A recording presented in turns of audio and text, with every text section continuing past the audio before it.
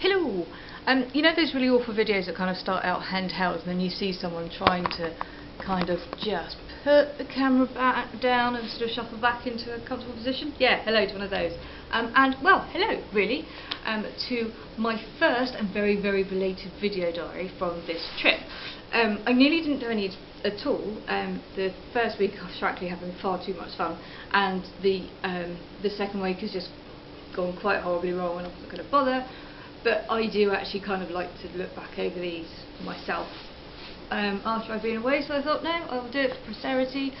And I was going to gloss over the bad bits. I'm not going to gloss over the bad bits because that would be weird. So yeah, I've been horribly ill for 6 days now.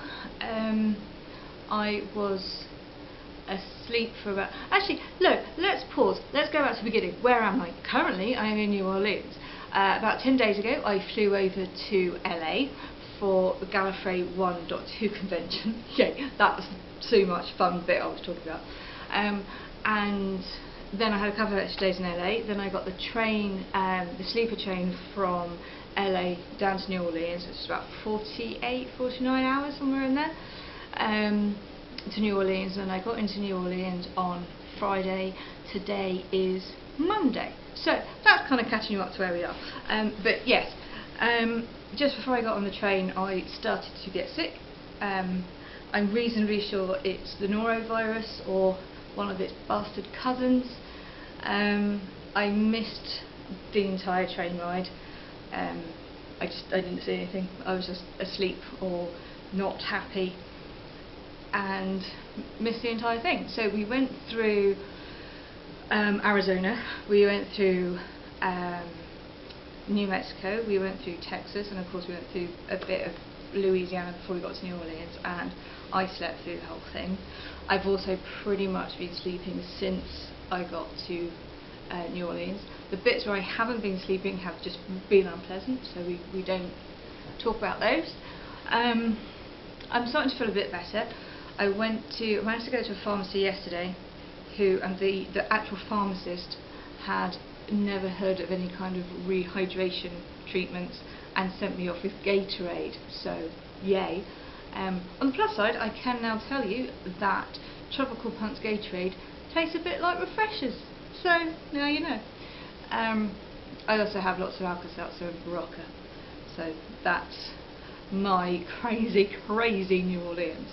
However, being a firm believer of the a bad day travelled is still better than a good day worked mantra, there are definitely some positives to take from the whole thing. One, I'm ill, but I'm ill in New Orleans. It is warm here. From what I've seen on Facebook the couple of times I've been on, it is not warm at home. Here it's warm. So I'm ill and I'm in bed, but I'm in bed with the window open and listening to music floating from upstairs, from downstairs, and it's warm, so you know that's not too bad. I'm also saving a lot of money. All the money that I have budgeted for excursions hasn't been spent, so that's quite good. And in fact, on top of that, I was planning originally to book most of my excursions before I got here. However, because I'm rubbish at planning, I didn't. So, you know, it pays off sometimes to be utterly rubbish. I'm